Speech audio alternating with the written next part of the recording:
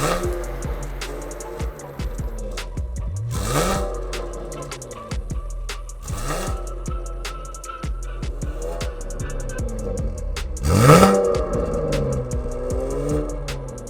so this is the first time I've ever been in a 2018 Camaro.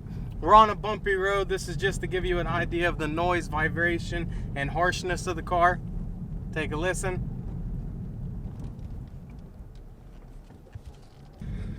So first initial thoughts, the car is actually pretty silent, where it's a pretty smooth ride. This is the RS, or the Rally Sport model. It is the V6. It does have the automatic and the paddle shifters. I think I reviewed a 2014 Camaro SS, and I'm pretty sure that this car is significantly better, even though that is the V6 model. I'm pretty sure it's the V6 model. It is an RS. The dash and the gauges, everything's pretty nice. I do like how the car feels when it's driving. Let's go ahead and get on a actual street and off this bumpy road. From 2014 to 2018, the car, it has changed a lot. The pillars are a little more narrower. The visibility out of the back window is totally different. Before driving this car, that Camaro SS, the visibility, I don't know, is the seating position, how the cockpit was. They've changed something in the car to where now you can actually see. I can see perfectly out of both left and right mirrors. I can see perfectly out of the back window. And these A-pillars up here, they're not in your way before. Maybe before they were just a little bit wider. The dash altogether feels a lot better. This new steering wheel, I do like that it has the flat bottom, because the car is tight, the cockpit is tight.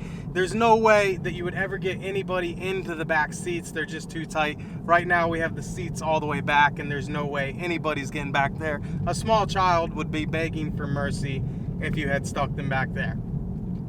Now we'll go ahead and put this thing down into the drive mode, and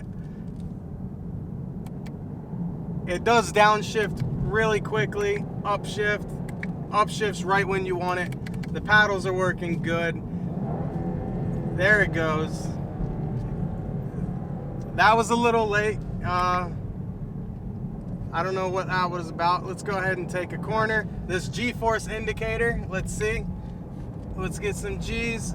0.4 of a G comes out of the turn good. Oh man, this thing does have pretty good acceleration.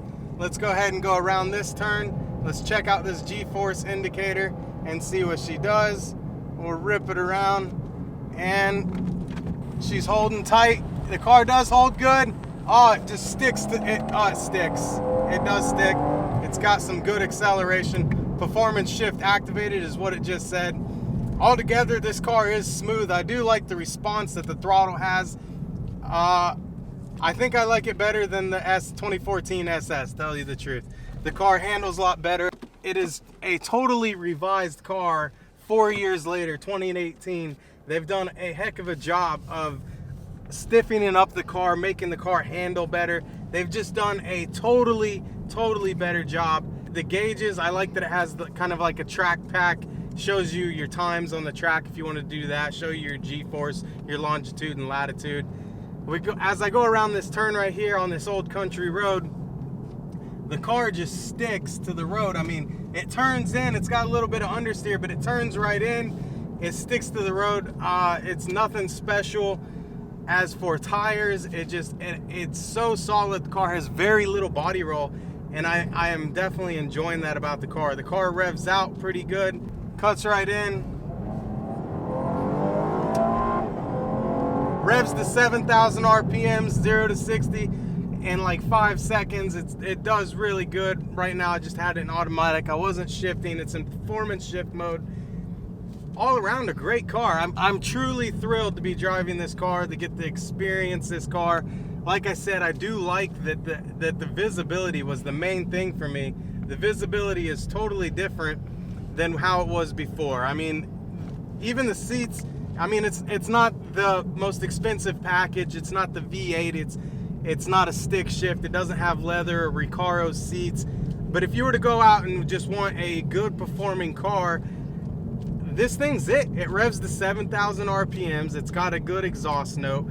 You can do a lot of things. There's a lot of aftermarket for this car. Altogether, I really like this car, and for my 2001 Mustang GT, if the car didn't have sentimental value, I think I would take a Camaro. I do like how wide the body feels. The styling cues are good. The headlights, the new grille, the tail lights, everything that they've done. The sweep over the back tires is just, the car looks aggressive, and it's just how it is. It's just an aggressive looking car, and I think I'm really gonna enjoy driving something like this around if I had the option to buy one. Now, I am a Mustang fan, and I've driven the 2018 GT stick shift, and tell you the truth, this car feels just as responsive. It does feel just as good. I mean, I like it. That's all I can say is I like the car. The car, like I said, handles like a dream, sticks to the corners, accelerates good. It's got select shift, which I do like. I do have select shift in one of my Lincolns. I love it. I use it. I'm pretty sure this car is capable of a lot of power. And if you wanted more, you could opt for the V8 version if you wanted that LS engine. And if you wanted the option to add more power, definitely go with the LS engine. But if you just want a quick, sporty car to drive around, I think this is it. This 2018 Camaro, especially with this red color. I mean, the red is like a ruby red. I'm not sure on the exact colors. I'll get them later. But I'm liking it. The car feels good. It's really reactive. It tows in right to those turns. You get in those turns and you just cut the wheel. As you can see, it just stays stiff. Everything about the car is pretty nice. And you couldn't ask for more in a car like this that could just be a all-around great daily driver. If you don't have a family, or if you have a family and you have the means to have a sports car that just get out on the weekends, take someone out on a date, just to go hit some back roads, take a drive. It's very nice. It's got this rear view camera. It's got the lines that shows you where your tires are gonna be, switches off when you go back to drive. It's not full of amenities, but it's got the ones that are gonna keep you happy. The car drives perfectly, like I said. Perfect date night car. Perfect car to go out on the weekends. If you want to spend some money at American Muscle or any of those places and get some ground effects, get some carbon fiber bits. If you want to add your own styling cue, it's definitely a platform that you could start and have your own styling cue. You could do anything you want to this car, choose the color you want, and it's just, if I had to say buy it, the V6 option right there, accelerating almost 1G accelerating. Let's go ahead and hit 0 to 60. All right, 0 to 60.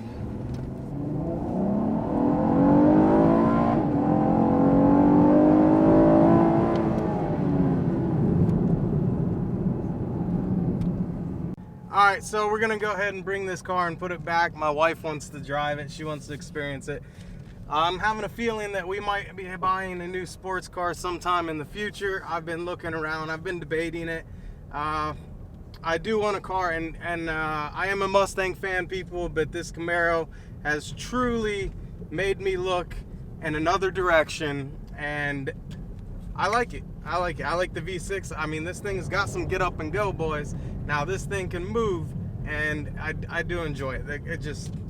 It's kind of got me flabbergasted for words because how well it handles. It sticks to the corners. I mean, this thing is a track machine, and I can see where the ZL11LE, how much more elite that would be with its magnet ride and its carbon fiber and its supercharged and its suspension that was built just for the track. I can see how that can be so attractive to somebody that likes sports cars, likes a good handling driving car.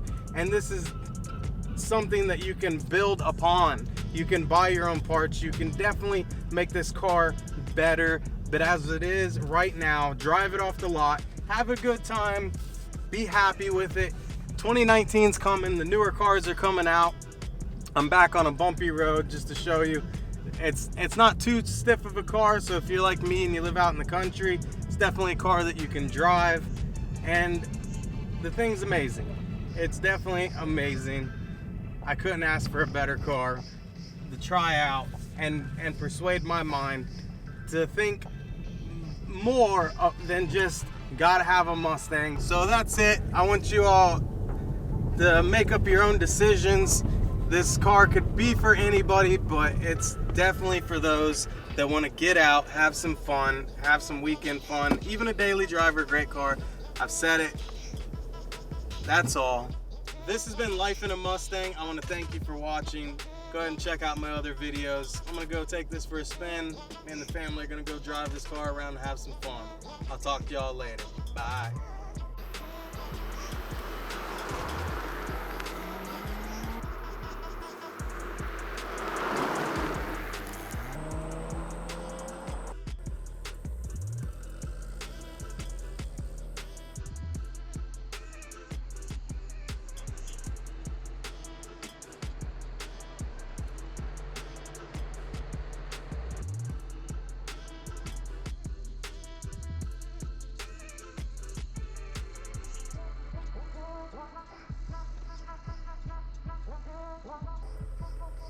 Red dots. See, look, the red dots on it. This bitch is nice.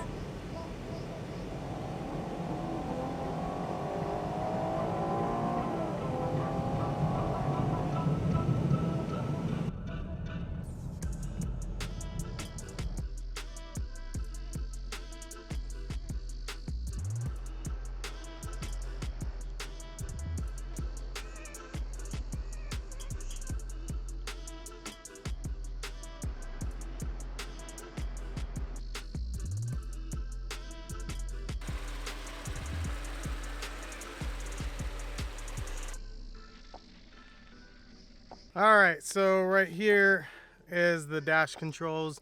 It says it revs to 7,000 RPMs, 160 mile an hour speedometer. You go through your functions, temperature, transmission temperature, G-forces. That's pretty cool, a G-force indicator. Right there, oil temperature, coolant temperature, battery voltage, timer. So that's for like tracks, average speed, fuel economy, tire pressure, oil life, fuel information, trip, and speed. I'm gonna leave it on G-force indicator. We'll go ahead and see how we do that with the turns. I guess you hit select, you start that. Right here's cruise control. It has the typical radio that all these Chevys have. Right here is your traction control, and then here is your mode. We can go to driving, snow and ice, sport, tour, and then of course your parking brake right here. Right here is your hazards. Here is your vents, your temperature, and all your AC controls down here. Engine, stop and start, paddles, downshift and upshift, windows, mirrors, door locks. It's all typical. Right here is your mirror. It's got your SOS, OnStar, whatever. And then right here is your control for your sunroof.